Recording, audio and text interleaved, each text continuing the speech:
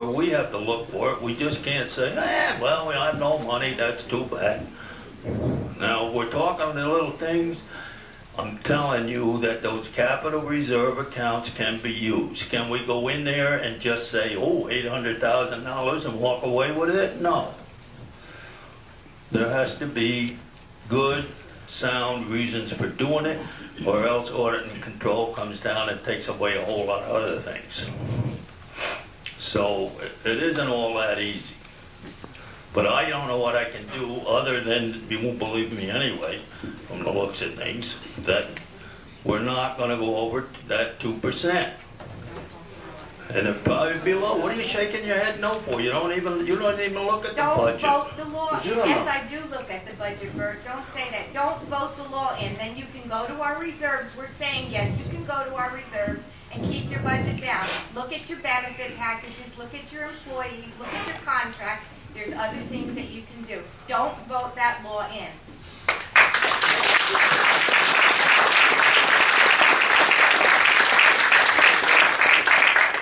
Rita, the problem is that we can keep the budget under, in fact, there's no question we can keep the budget under the 2%. However, it depends on what FEMA pays for in the mitigation of the hurricane. If we have to borrow money to make up what FEMA doesn't pay, that's what this protects us from. In other words, if I could just finish, please. In other words, if we have to borrow money, if we have to borrow 12.5% of the total cost of cleaning, let's say, the Bush Kill, okay? That would probably put us over the 2.0% tax cap. Now, if we want to keep enough money in the accounts, in the general fund to pay that without going above the 2%, then we have to lay off highway workers, we have to lay off dock workers. I mean, I don't see any other way. You have to either have to bite the bullet or you have to cut services and personnel. So, I mean, I guess that's a decision everyone has to consider also. Wait 1 second. I disagree with you. On Tuesday, you said, first of all,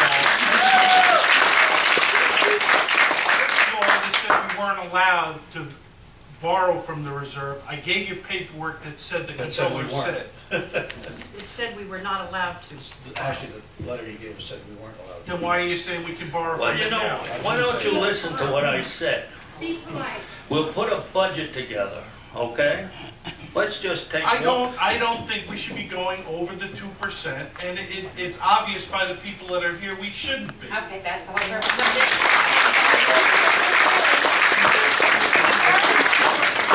arguing about it. You're telling the people that need the 2% when Why are only we one of you hearing us? The purpose of this hearing is to listen to them. correct, and you guys aren't we listening guys to them. nothing. We aren't. Shutting them down. No, we're listening. We're just to them. both We're not of you. shouting anyone down. You know, this wasn't a political year. There'd probably be 10 people sitting. Oh, stop it. The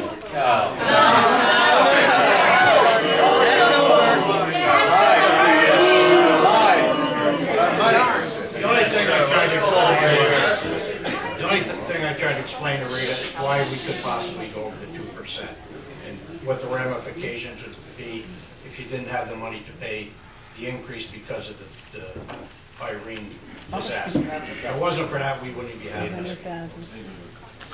Perry Olive Bridge. There's not a single example in history of government having the power to do something when they didn't do it. So as far as saying we're not going over the 2%, that's why no one believes that. Because whenever government gets the power to do something, they do it. You got over 100 people here. There's not a single person in this room that's in favor of this thing. I understand that. I've been doing this a long You know, time. people shouldn't talk to other people. There's a person who's in favor of it. Okay, we got one person. Right here, you want to hear my story? Yeah. I can understand you mistrusting government, I really can. I can understand you mistrusting this government. These are our neighbors. I know they are. I They are voted for all of them. taxpayers. And the thing that went out that indicates that these people have no respect for people on fixed income is ridiculous. These people have lived here much longer than you, sir. Listen, I don't care Should have if nothing to you do with agree it. or not. I don't want to. It doesn't, yeah. Listen, I don't want my taxes raised either, any more than you do. The idea that you'd be willing to lay off some of my neighbors who work for this town who go out at 4 o'clock in the morning to plow the Yeah, I road don't so I want can to. go to work? I don't want to let them. Come on, these are trusted servants, these aren't politicians, these are people who care about the Listen, town as much as when my taxes were raised 500% 4 years ago, when the town did the rebound at the height of a real estate bubble, I couldn't go pass a law saying I'm making more money to pay that. I understand that. So all they're asking for is the right to conduct business. Not one of these guys, it is an election year, and if you think that this room would have, I mean, you can boo me if, like you booed Bert. I've been here plenty of times when there's nobody in there, and all you do is hack at these guys. These are public servants. This is one of the situations where, well, what I'm saying is this isn't about their making... They are serving the public. And that's exactly what we're talking about. And I just want to take issue with the fact that there may be 99 of you that are against this, but I just want you to know that I feel like if we elect people we can't trust, we're screwed. And this is the town of Olive. There's no place for this kind of paranoia to think that they would raise our taxes unconscionably or to spike this kind of thing. They're trying to take care of the bush kill. They're not trying to, put these sidewalks and crap that went around, was they're going to put sidewalks in a town. They're trying to take care of people living by show. And that should override everybody's opinion here? No, not at all. I'm only one person. What I'm saying is, don't make sweeping comments. Sometimes there's a person who doesn't care what popular opinion is. I'm just saying I trust my town government. This isn't Woodstock, this isn't Shandaken, and this isn't the United States government. This is the town of Olive, and these are my Well, neighbors. hopefully they'll listen to the people and I what they're think they are saying. listening to you. I just want you to listen to me for a minute. Hi, Peggy Brucker, West Shore. Stand up, honey. I don't want to stand up. Everyone keeps talking about FEMA and cleaning up the bush kill. Have there been bids? Where is these figures coming from? Have there been bids to find out how much it's going to in cost? tomorrow's Freeman. And who is bidding? How many people? Is it out to everyone? Is it out to local loggers? Is it, where is this started? Where's the number coming from? From the consultants. Yes, from the consultant that we hired to. And how many No, bids they- have come into? The bids are going out tomorrow, she said. All right, I'm asking, bids from whom? Have you been getting them from local people? We don't know. Where do we start and stop, is what I'm asking. It's a process of starting tomorrow. The Okay, process so- will be the request for bids. Okay, the will be in request for Freeman bids. tomorrow. So then how do we know how much all of this is costing? Friday at noon time, there's an opening on the 21st.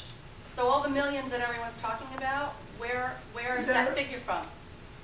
We don't know what the figure is We yet. don't know. All we know is from the consultant's past experience, Uh-huh. they've done this all over the country, I guess all over the world, but I know all over the country.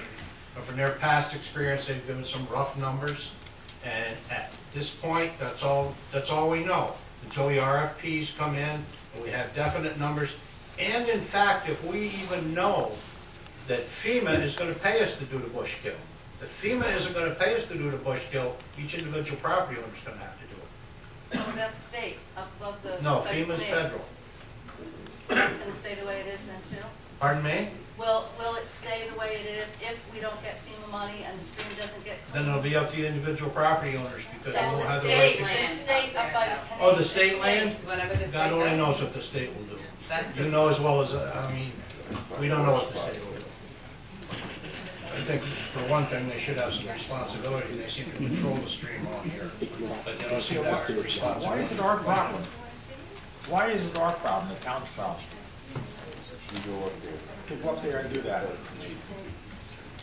The Canadian, No, to any one of you. to any of the bush, to take the debris out of the bush kill? But Why is it the town's problem to get it out of there? Why should the town go to clean out the bush kill? because it's in the town of Olive and it's a public hazard. So you would take and clean the brook out behind my house if it needed? If it was a public hazard and it was a problem, I suppose we would look at it. Here's my idea. I mean, FEMA's been up there, but when you ask where these numbers come from, they come from the negotiation between our consultant and FEMA. FEMA comes along and says how much they're gonna pay. These guys argue with them a little bit and they come up with a number. But FEMA has guidelines